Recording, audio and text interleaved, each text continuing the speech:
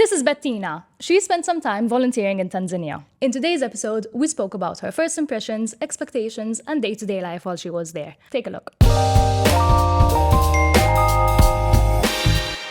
It was a bit of a shock when I landed there. First of all, 24 hours of traveling, my emotions were building up a lot. So in anticipation, I was already so scared. How many flights was that? 3. So. I flew from Malta to Turkey, stopped at Kilimanjaro, then Zanzibar, then Arusha. Lallo. Zanzibar. Stunning There's literally a bar in Malta called Zanzibar, no, genuinely. Yes. Really? Is that where you went? It was much more beautiful than I can imagine. It was stunning. But I arrived at the airport, and it's not even a building, it's a gazebo with chairs underneath. That's it. Man, and that's I'm the sat in the airport, morning, it's 8:30, surprisingly cold, okay? And I was just shaking there, shivering, freaking out. One by one, seeing everybody be picked up. They're going on their volunteering experiences or to their hotels. I was there for about half an hour until I started sobbing because I was the only person there and no one was in sight. So I went to a security guard and asked him to call Weza, who's the guy I was staying with. They called him and he's like, oh, she has nothing to worry about. I'll be there soon. That's An hour scary, later, like. though, still nothing. So I was waiting for an hour, and at this point I thought, look for more volunteering, go to a hotel, find a friend, anything. Because I completely alone in this Exact. gazebo airport. No phone. Well, I had a phone, but I don't have a Tanzanian SIM, so I didn't have data or anyone I could call. So I was literally just twiddling my thumbs the whole time. Wow. He shows up. He starts shouting, hi, Bettina, there you are, come, hop in. Are you sick? Do you have a cold? What's wrong? No, just been crying for about an hour straight. It was like he actually chilled this one. Stramnalla spending all this time with 24 her. hours of travel and an hour and a half stranded, like in this Literally. airport that's just a gazebo. And just to be clear for anyone who's watching, you went to Tanzania for voluntary work. Yeah. So what is it that you did over there, pretty much? I went there to help teach, to help the teachers teach English, math, science, but I did way more than that. Like when I called before I even got there, I had a meeting with Weza.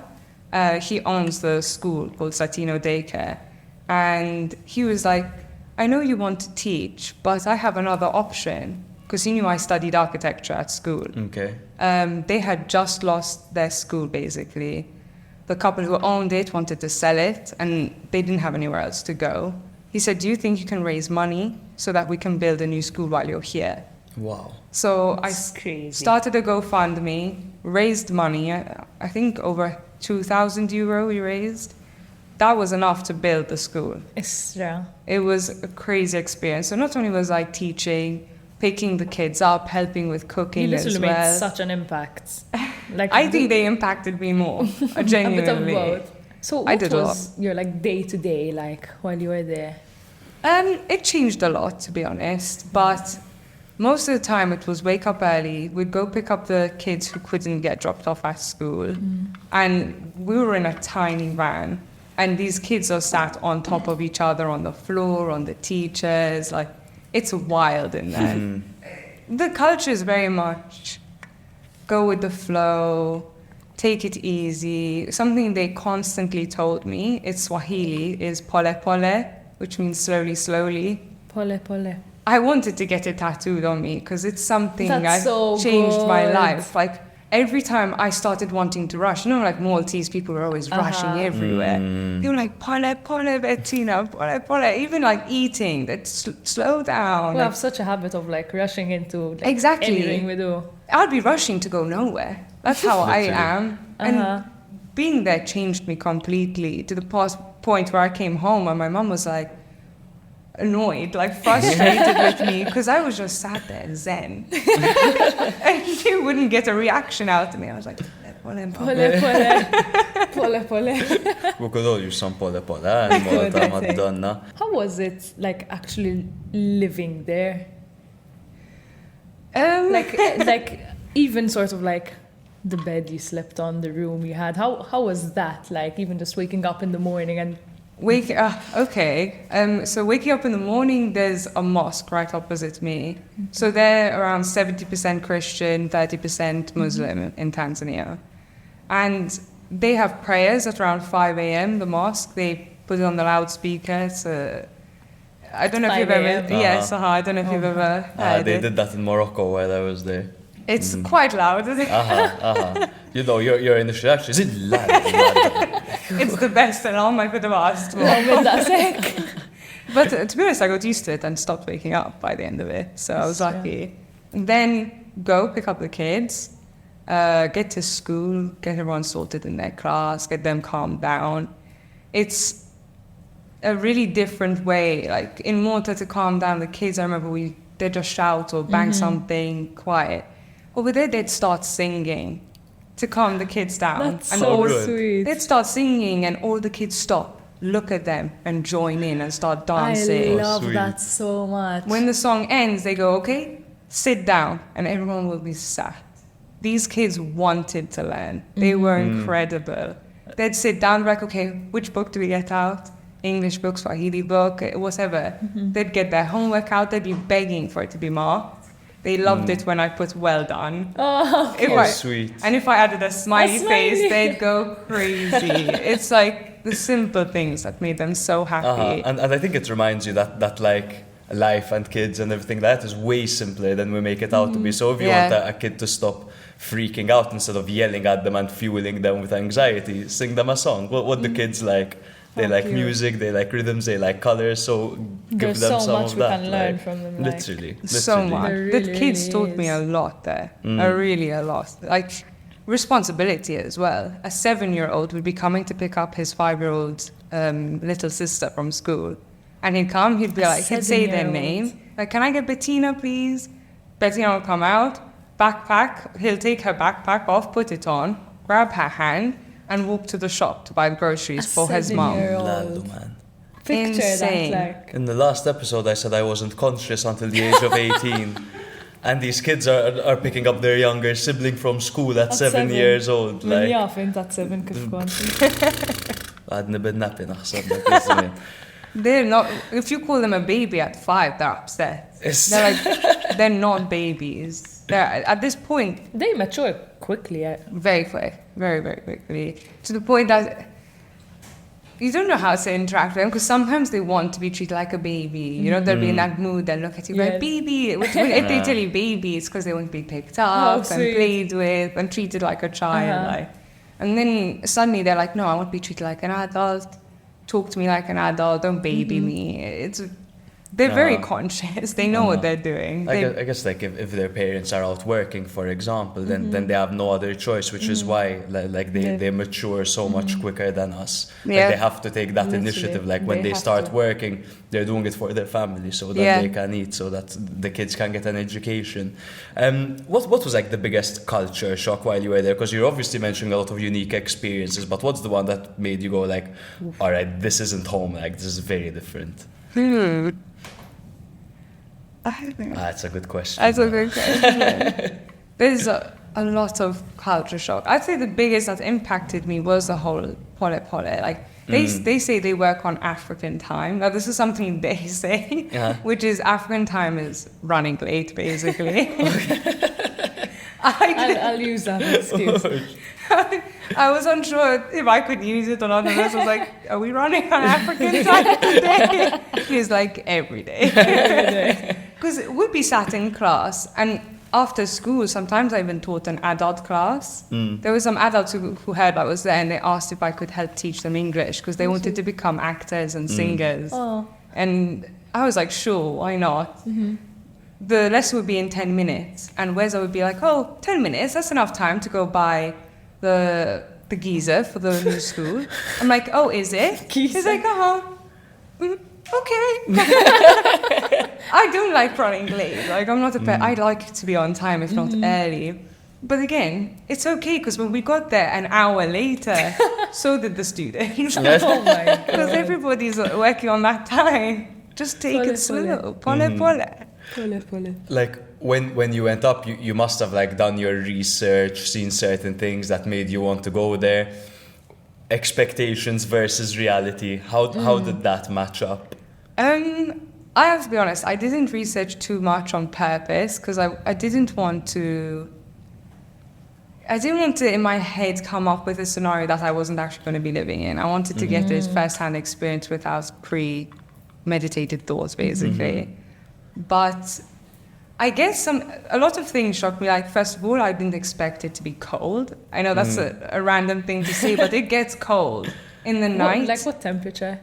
Temperature-wise, I can't tell you, but I'd be shivering, like at night. And in the morning as well, early morning. The kids were coming to school with beanies on. And even in the day, cold. even though I was sweating during the day, they considered it cold. They had beanies on. I wanted to take the beanies off for them. They would be sweating. But that's just how it was. There's summertime, that's winter. When I went, it was September, October. That's cold. It wasn't cold. I swear. What's something you wish you knew? I didn't know the toilets were the ones that were the hole in the floor. I don't know what they're called. It's not a seated toilet, it's a squatting toilet. Like literally just a hole. No, it wasn't. There was still a seat, not for you to sit on. Okay. To stand on. It had like ribbed edges so you don't slip. Okay. Had you known before, you would have practiced. I'm not gonna lie. When I had to go on, what's it called, Wiki, like, explains or something to understand how to use it, which way to stand, if I put my feet on the toilet seat or off it. Like, there's a lot. And also, they don't use toilet paper, so like try to figure out how that works. And there's also rules. You have to use your left hand for anything in the bathroom. You can't use your right hand. If you do, it's a sign of disrespect, because then when you go shake somebody's hand or eat their food or, you know, so you have to use your left hand, which sounds easy enough, but it's like automatically, like me, automatically I'd use my right If hand. I ever used my right, I'd instantly go wash my hands. But there's not always water, like a water source. You don't always get to wash your hands. So that's why you use your left hand for that reason. Other things that shocked me is, I'd say I was there for 5 weeks in total. I had 2 showers where the shower was coming out of the shower head. The rest of them were bucket showers. They didn't have water running, and for them that's normal, completely normal. When the bucket water runs out, you have to go walk miles and miles until you can to fill them up and carry them back.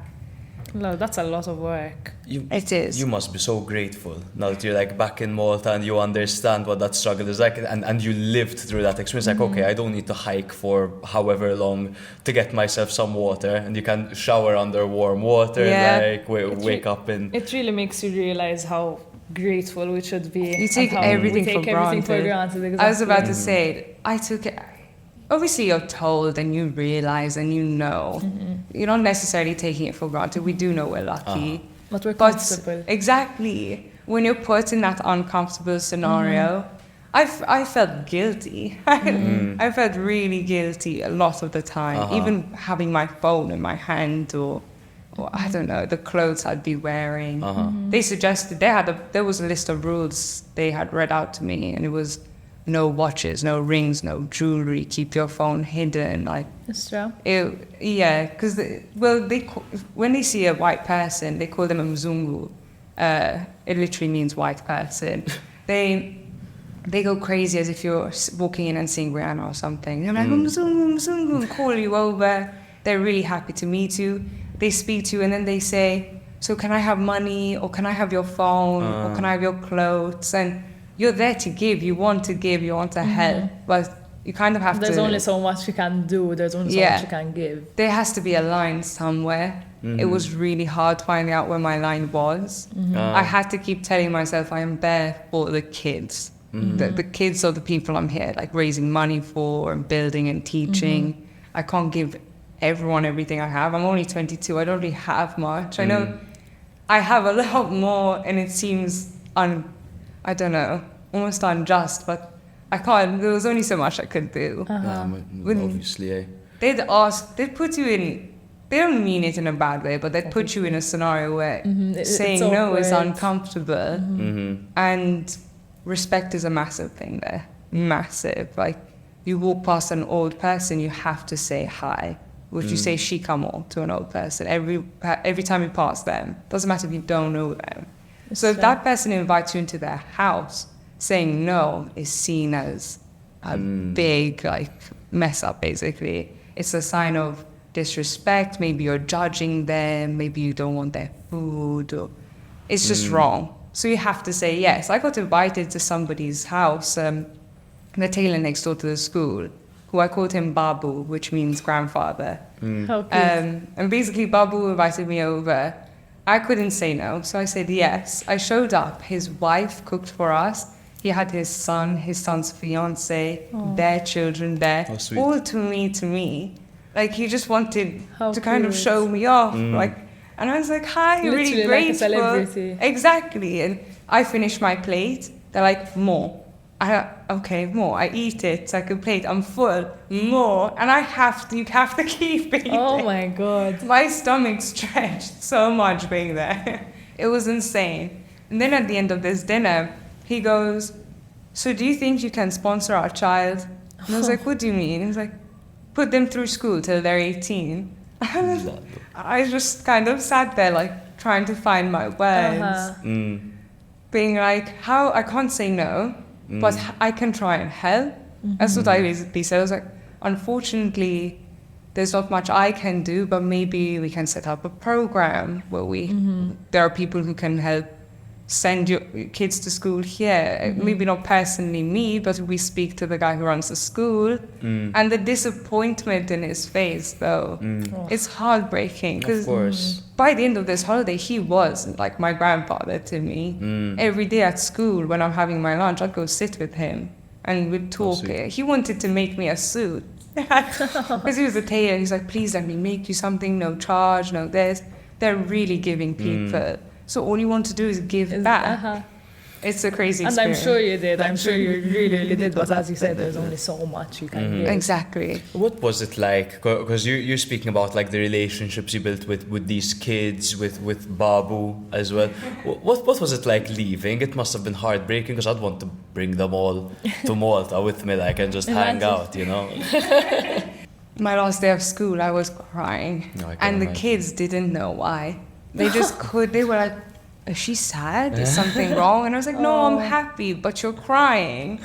So I had to explain to them, and even though the kids know English, it's not like perfect English. It's only simple They're things. still learning. You know, they can, maths, they're fine. Swahili, they're fine. English we needed a translator sometimes. So I'd look to my friend and I'd tell him, can you tell them they're happy tears? They were like, but what are happy tears? So explaining to these 5-year-olds, like, Sweet. I love you guys. That's why I'm crying, because I'm not going to see you again. They were like, I feel like that must have love made you her? cry more. yes. Because then they realize I'm leaving and they hold me with their little hands and they don't let go. And I just How think, sweet. gosh, if I could just stay forever, I would. But sweet. unfortunately, I ran out of money to come home. But leaving was sad, definitely, because not only the kids, I felt like they were my family. Of course. The guy who runs the school, Weza, he took me into his home. I lived with him, his wife, his daughter. It's not just that, though.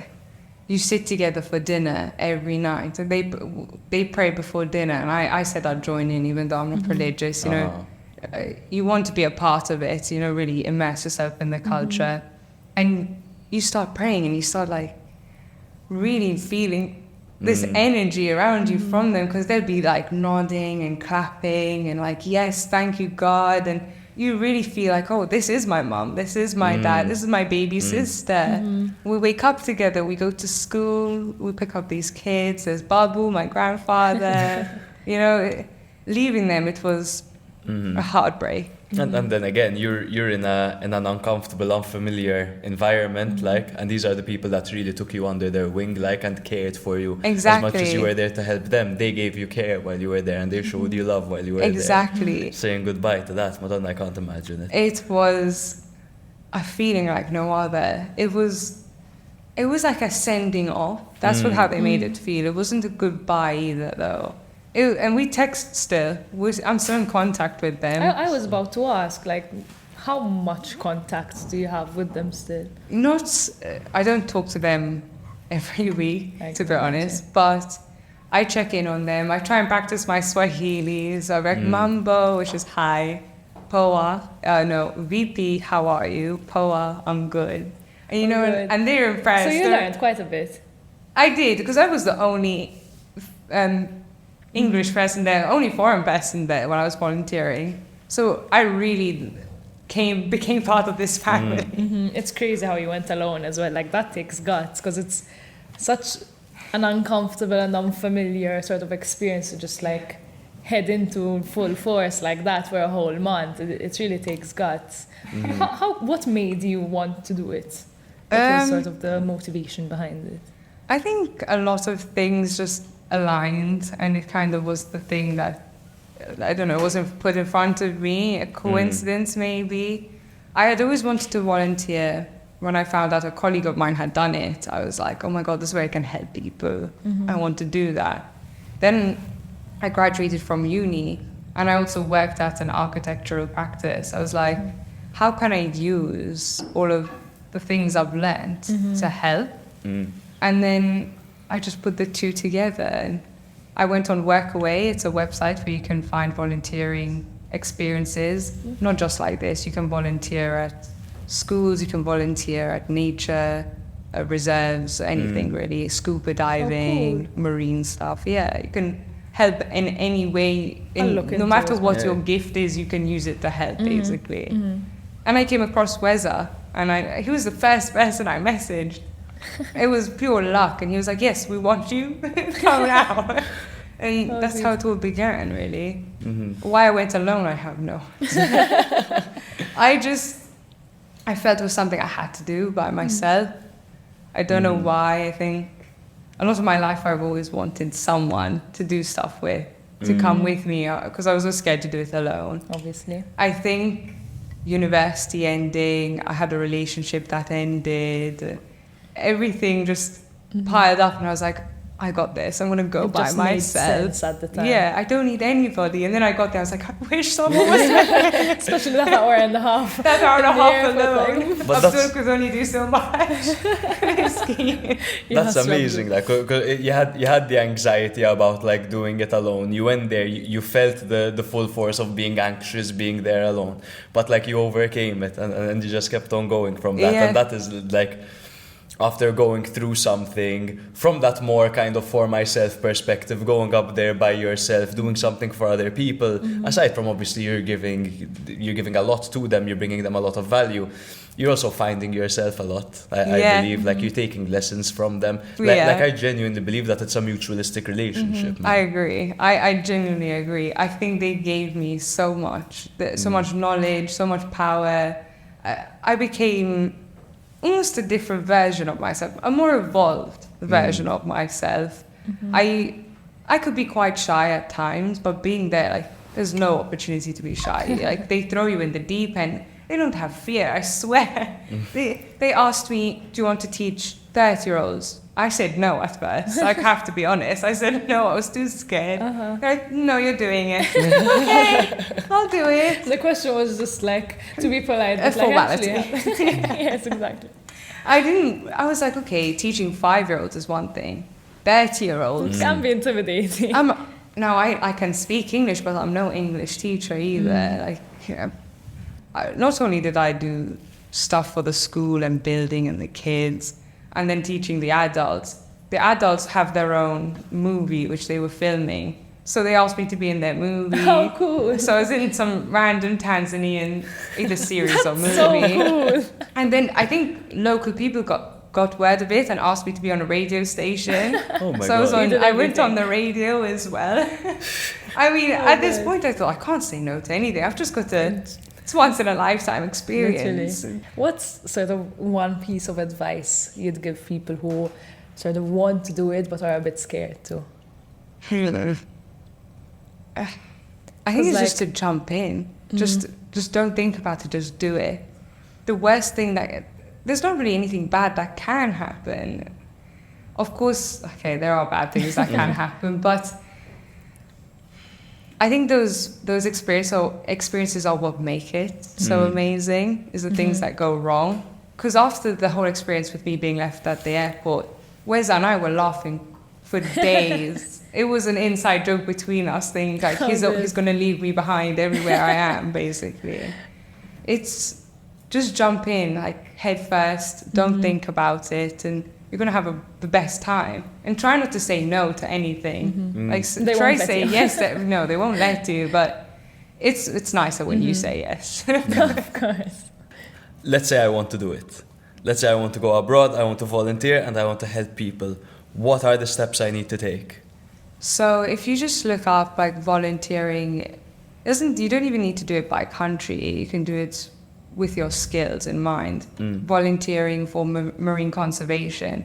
A bunch of options will come up on different websites. I used Workaway as my website, and even more things than you can imagine will come up. You can have marine conservation with coral reefs or tagging sharks, and how cool. It's a whole world of things you can do, basically. And once you click on one, you can email. It's a private email, so it's not like an actual email address, and you can ask them to email you back saying what they want, what they need. And not only that, they've got reviews as well, so you yourself can see. I think that's important, just to know that it's like a trusted. Exactly, because imagine it has 0 reviews, you don't know what you're getting into. That's a bit but sus. You've got reviews not only from their end of the volunteers who went to them, but the volunteers on them as well. Okay. And they've got ratings on, I don't know, cleanliness and how much fun and living conditions. It's all there. Like, all you have to do is look it up, and all of the information you need will be there. Even if they have Wi-Fi or not, if there's a TV or not, how many rooms.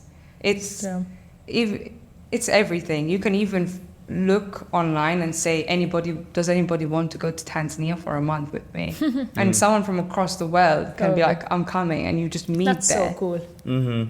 There was one girl who messaged me, she was from Belgium, and she joined for my last week. And even though I knew her for a week, we became best friends. Like, this experience really creates a bond between people, to the point that I still message them. They're like, I have a friend who's in Hawaii, and me and him are still messaging. I only knew him for 4 days, but we hiked Kilimanjaro together. So that's a real bonding experience. Yes, I think so. It's wild. I think everyone should do stuff like this. Just put yourself out there. The worst that can happen is they tell you no. Just keep looking. There's so many places that need your help. So why not? And I just want to make one more point, is that you mentioned that €2,000 made such a difference to them, and that is one of the 200 people's €10. Like, so if you literally just donate like €10 to this cause, which is absolutely nothing, like, you could be contributing to something like a school for one of these places. Exactly. When I got there, we started building maybe 4 days in. When I left, they already had the foundations, the walls, the windows, the roof was being done while I left. Wow. So it was almost done. Like, with just €2,000. Wow. €2,000 is a lot there in shillings. It's millions. It's crazy.